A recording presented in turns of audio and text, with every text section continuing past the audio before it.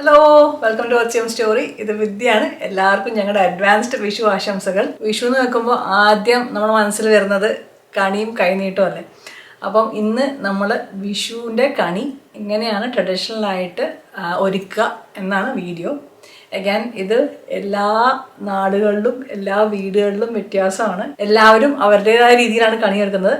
ഞങ്ങളുടെ വീട്ടിൽ എങ്ങനെയാണ് ചെയ്യുന്നത് എന്നാണ് ഞാനിന്ന് കാണിക്കാൻ പോണേ. അപ്പം നമുക്ക് തുടങ്ങാം അല്ലേ.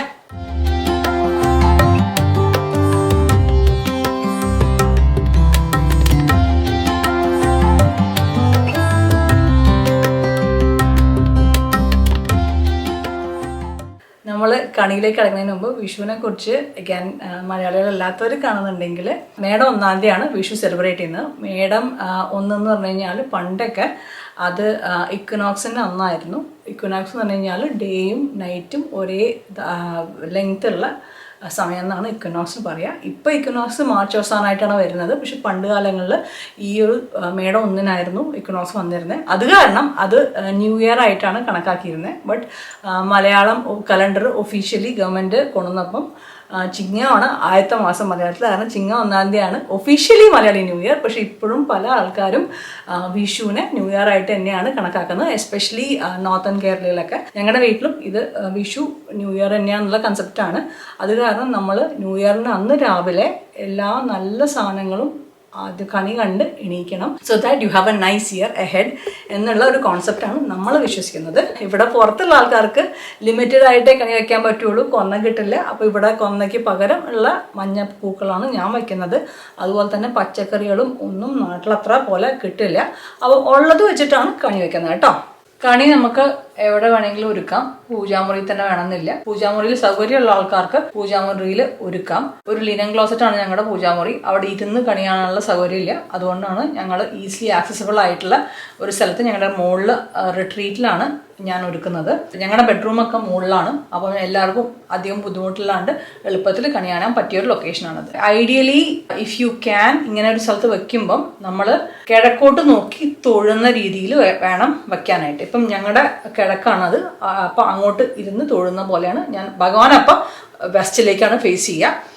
അങ്ങനെയാണ് ideal location. But I can what ever works for you can do it. ഞാൻ ബാക്ക്ഗ്രൗണ്ട് ഡിസ്ട്രാക്ഷൻ കുറയ്ക്കാൻ വേണ്ടിയിട്ട് ഞങ്ങളുടെ സ്റ്റെയർ കേസിൻ്റെ റെയിലിങ് ഒരു കോടി മുണ്ട് വെച്ചിട്ടാണ് കവർ ചെയ്തേക്കുന്നത്.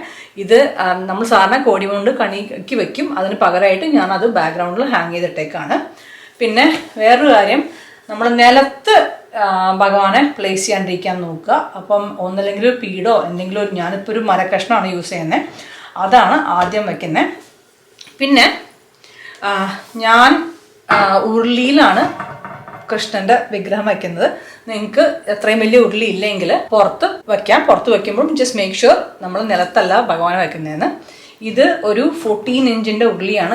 എനിക്ക് കണി വയ്ക്കാൻ വേണ്ടി ഇത്രയും വലിയ ഉരുളി വേണമെന്ന് പറഞ്ഞിട്ട് ഞാൻ വാങ്ങിച്ചാണ്. എനിക്ക് തോന്നുന്നു എറണാകുളത്ത് മെറൈൻ ഡ്രൈവിൽ PK ബ്രദേഴ്സ് എന്നാണ് തോന്നുന്നു ഷോപ്പിന്റെ പേര്. ഭയങ്കര പഴയ ഒരു ബ്രാസ് ഐറ്റംസ് വെക്കുന്ന കടയാണ്. എൻ്റെ കൃഷ്ണന്റെ വിഗ്രഹം ഗുരുവായൂരിനാണ്. ഇറ്റ്സ് എ 20 ഇഞ്ച് ടോൾ വിഗ്രഹം. ഇത് ഞാൻ മോഡിഫൈ ചെയ്തൊരു പരിപാടിയാണ്. ബിക്കോസ് ഇങ്ങനെ നമ്മൾ വിഗ്രഹം വെക്കുകയാണെങ്കിൽ അത് ഉരുളിയിലേക്ക് കുഴിഞ്ഞു പോവും. I don't want that. I prefer it to be a little bit higher. ഈ ഒരു ലെവലിൽ നിൽക്കാനാണ് എനിക്കിഷ്ടം. അതുകൊണ്ടാണ് ഞാൻ ഇങ്ങനെ ഒരു മോഡിഫൈ ചെയ്യുന്നത്.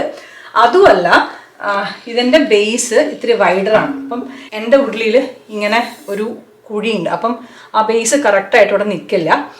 അതുമല്ല, ഇങ്ങനെ ഉരുളിയുടെ ഷേപ്പ് ഇങ്ങനെ ആയതുകൊണ്ട് ബാലൻസും ചിലപ്പോൾ കിട്ടില്ല. അപ്പോൾ ഞാൻ സാധാരണ ചെയ്യുക എന്താ വെച്ചാൽ, I'm giving some space here between the back and here. എന്ന് വെച്ചാൽ എനിക്ക് ഞാൻ ഇവിടെ പൂ വെക്കും ബാക്കിൽ, അതിനാണ് അത്രയും സ്പേസ് കൊടുത്തേക്കുന്നത്. എന്നിട്ട് ഞാൻ ഇതിപ്പോൾ ഒരു ടിന്ന് ക്യാനാണ്, പൊക്കത്തിന് വേണ്ടി യൂസ് ചെയ്യാണ്. ഇത് ആക്ച്വലി ഈ ഒരു വീട് കറക്റ്റായിട്ട് ഫിറ്റാവും. അപ്പം ഞാൻ ഭഗവാൻ വെച്ച് കഴിഞ്ഞാൽ ഇത്രയും പൊക്കം എനിക്ക് ഓൾറെഡി കിട്ടി. കുഴിഞ്ഞല്ല, ഭഗവാൻ പൊന്തി തന്നെയാണ് നിൽക്കുന്നത്. ഈ ഉരുളിയുടെ മുകളിൽ സർഫസിലാണ് നിൽക്കുന്നത്. പക്ഷേ ഇങ്ങനെ ചെയ്താൽ വേറെ ഡ്രോബാക്ക് എന്ന് വെച്ച് കഴിഞ്ഞാൽ ഉരുള സെൻറ്ററിലാണ്. അപ്പോൾ എനിക്ക് ഇവിടെ ഒന്നും അത്ര അധികം സ്ഥലം കിട്ടില്ല. There is a lot of empty space in the back. So what I generally try to do is, ഭഗവാനെ കുറച്ചുകൂടി ബാക്കൗട്ട് ആക്കാൻ പറ്റുമെങ്കിൽ അതാണ് ചെയ്യുക. അപ്പോൾ ഇങ്ങോട്ട് ബാക്കൗട്ട് ആയി കഴിഞ്ഞാൽ ബാലൻസ് പോവും. അപ്പോൾ എന്തെങ്കിലും ഒരു ചെറിയ സാധനം അതിൻ്റെ ഹൈറ്റ് അഡ്ജസ്റ്റ് ചെയ്യാൻ വേണ്ടി അതിനുള്ളിൽ വയ്ക്കും. ഇത് ഞങ്ങളുടെ പൾസ് ഓക്സിമീറ്ററിൻ്റെ ഒരു ബോക്സാണ്, അതാണ് എനിക്ക് കിട്ടിയത്. അത് ബാക്കിൽ വേണ്ട. ഇപ്പം ഇങ്ങനെ വയ്ക്കുകയാണെങ്കിൽ എനിക്ക് കുറച്ചും കൂടി സ്ഥലം ഞാൻ ആ പൾസ് ഓക്സിമീറ്ററിൻ്റെ ബോക്സും ഇതിൻ്റെ മുകളിലും കൂടി വെച്ചേക്കുന്നത്. അപ്പം ശരിക്കും ഭഗവാൻ ബാക്കോട്ടായി. I get all these space in front. ആ ഒരു ഹൈറ്റിൻ്റെ ലെവൽ കാണിക്കാൻ വേണ്ടിയിട്ടാണ് ഞാൻ വച്ചത്. നമ്മൾ കണി വയ്ക്കുമ്പം ഒരു മഞ്ഞ പട്ടാണ് യൂഷ്വലി വിരിക്കുക. മഞ്ഞ പട്ടെന്ന് പറഞ്ഞാൽ ആക്ച്വൽ പട്ടൊന്നുമല്ല, ഇതൊരു മഞ്ഞ ഷൈനിങ് ഉള്ള തുണിന്നേ അർത്ഥമുള്ളൂ. മഞ്ഞപ്പട്ട് വെച്ചു, അതിൻ്റെ മുകളിലേക്ക് ഉരുളി വെക്കുകയാണ്. അടുത്ത കാര്യം, എറണാകുളം ഭാഗങ്ങളിൽ കണ്ടുവന്നേക്കുന്ന ഒരു കാര്യമാണ്. ഞങ്ങളുടെ വീട്ടിലും ഇങ്ങനെ തന്നെയാണ് വയ്ക്കുന്നത്. അതുകൊണ്ടാണ് എൻ്റെ അമ്മൂമ്മ പറയാ ഉരുളിയുടെ ഓട് കാണാൻ പാടില്ല. എനിക്ക് തോന്നുന്നു ബിക്കോസ് നമ്മൾ വീട്ടിൽ ഉപയോഗിക്കുന്ന ഉരുളിയല്ലേ, അപ്പോൾ അതിന് തിളക്കമൊന്നും ഉണ്ടാവില്ല നമ്മൾ ഉപയോഗിക്കുമ്പം. അപ്പോൾ അതിൻ്റെ അടിഭാഗമൊന്നും അത്ര ഭംഗി ഉണ്ടാവുമല്ലോ, അതുകൊണ്ട് കാണാൻ പാടില്ലാന്നായിരിക്കും ലോജിക്ക് കേട്ടോ, എനിക്കറിയില്ല. കോടി ഒരു തോർത്ത് വെച്ചിട്ട് ഉരുളി കവർ ചെയ്യും. ഇപ്പം ഞാനിത് വളരെ കുറവ് ആൾക്കാർ ചെയ്യുന്നത് കണ്ടിട്ടുള്ളൂ, പക്ഷെ ഇങ്ങനെയാണ് നമ്മുടെ വീട്ടിൽ ചെയ്തുകൊണ്ടിരുന്നത്. ഞാനപ്പോൾ കോടി തോർത്ത് യൂസ് ചെയ്യാനായിട്ട് നാട്ടിൽ പോകുമ്പം കുറച്ച് എക്സ്ട്രാ കോടി തോർത്ത് കൊണ്ടുവരും. ബിക്കോസ് എല്ലാ കൊല്ലം നമുക്ക് നാട്ടിൽ പോകാൻ പറ്റില്ലല്ലോ. അതുപോലെ തന്നെ ആര് നാട്ടിൽ നിന്ന് വരികയാണെങ്കിലും ഒരു കോടി തോർത്ത് കൊണ്ടുവരാൻ പറയും. ഞാൻ അങ്ങനെയാണ് യൂസ് ചെയ്യുന്നത്. അപ്പം ഇപ്പം നമ്മൾ നേരത്തെ പറഞ്ഞ ലെവലിൽ കൃഷ്ണന് ശരി. എൻ്റെ ഉരുളി നല്ല വലിയ ഉരുളിയാണ്, അപ്പോൾ എനിക്ക് ആദ്യം ആ സ്പേസ് ഫില്ലാ ചെയ്യേണ്ടത്. അതുകൊണ്ട് ഞാൻ പച്ചക്കറികൾ ഓരോന്ന് വയ്ക്കുകയാണ്. സീസണൽ വെജിറ്റബിൾസ് എന്തൊക്കെയുണ്ടോ അതാണ് വയ്ക്കേണ്ടത്. അല്ലെങ്കിൽ ഞാൻ ഇത് ബാലൻസ് ഇട്ടാൻ വേണ്ടിയിട്ടാണ് ഹെവിയർ തിങ്സ് ബാക്കോട്ട് വെക്കുന്നത്. ഈ മുന്നോട്ടും കുറച്ച് വേണം, ബിക്കോസ് വിഗ്രഹം അവിടെ ഇരിക്കുന്നതുകൊണ്ട് അതിന് വെയിറ്റ് ഉണ്ടാവും. ഏറ്റവും ഇമ്പോർട്ടൻ്റ് ആയത് കണിവെള്ളരിയാണ്. ഞങ്ങൾക്ക് കിട്ടുന്ന വെള്ളരി ഇങ്ങനത്തെയാണ്, അധികം നീളമില്ല. ദോസക്കായ എന്ന് പറയുന്നത് നല്ല കളറുള്ള മഞ്ഞ കളറുള്ള ഒരു വെള്ളരി, അതാണ് വേണ്ടത്.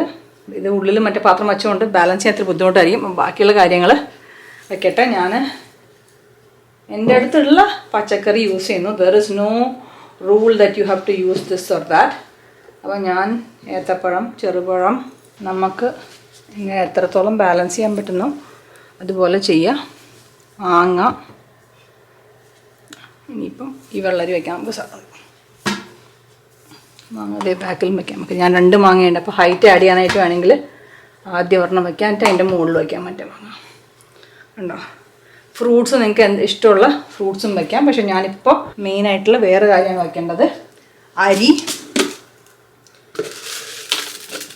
നമ്മൾ കണി വയ്ക്കാൻ യൂഷ്വലി ഉണക്കലരിയാണ് യൂസ് ചെയ്യുക. ഉണക്കലരി നിങ്ങളുടെ അടുത്ത് ഇല്ലെങ്കിൽ നിങ്ങളുടെ അടുത്തുള്ള അരി യൂസ് ചെയ്യാം. അത് ഞാൻ ലാസ്റ്റ് ഇടുന്നതെന്ന് വെച്ച് കഴിഞ്ഞാൽ എൻ്റെ അടുത്ത് അധികം അരിയില്ല.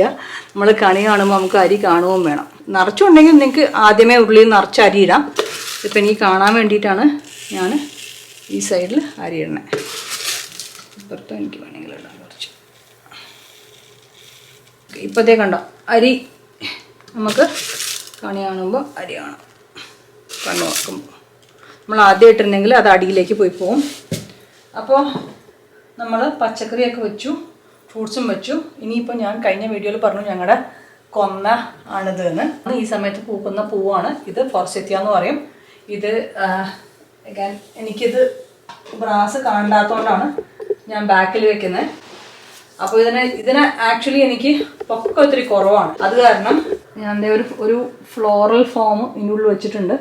ഹൈറ്റ് കിട്ടാൻ വേണ്ടിയിട്ട് ഒരു പാത്രം ബാക്കിൽ വെച്ചു. അതിൻ്റെ മുകളിലാണ് ഈ വാസ് വെച്ചേക്കുന്നത്. ഇനിയിപ്പോൾ ഇവിടെയുള്ള മഞ്ഞപ്പൂക്കൾ കുറച്ച് വച്ചേക്കുന്നതാണ്. എൻ്റെ ഡാഫഡിൽസ് ആണ് ഇതൊക്കെ. എൻ്റെ ഗാർഡനിലെ പൂവാണ്. പ്ലാസ്റ്റിക് പൂ വയ്ക്കാൻ എനിക്കിഷ്ടമല്ല. അതുകൊണ്ട് ഞാൻ ഈ സമയത്ത് എൻ്റെ ഗാർഡനിൽ മഞ്ഞപ്പൂക്കൾ വളർത്താൻ ഇത്തിരി പ്ലാനിങ് എടുക്കും. ഞാൻ പണ്ട് എനിക്കൊരു കഴിഞ്ഞ 2-3 കൊല്ലമായിട്ട് എനിക്ക് വേറൊരു ചെറിയ യെല്ലോ ഗോൾഡൻ അലിസം എന്ന് പറഞ്ഞിട്ട് നല്ല മഞ്ഞപ്പൂക്കളായിരുന്നു. അതിപ്പം കംപ്ലീറ്റ് ആ ചെടി പോയി. ഈ കൊല്ലം അടുത്ത കൊല്ലം പിന്നെ ആ ചെടി നടണം. ഈ മഞ്ഞപ്പൂക്കൾ ഏതെങ്കിലും വയ്ക്കാനാണ്, ബിക്കോസ് നമുക്ക് കൊന്ന കിട്ടില്ലല്ലോ, അതുകൊണ്ടാണ് അത് ചെയ്യണേ. ഇനി ഇത് ആക്ച്വലി എൻ്റെ അമ്മൂമ്മയൊന്നും വെച്ചിരുന്നില്ല, അച്ഛമ്മയൊക്കെ വെക്കുമായിരുന്നു.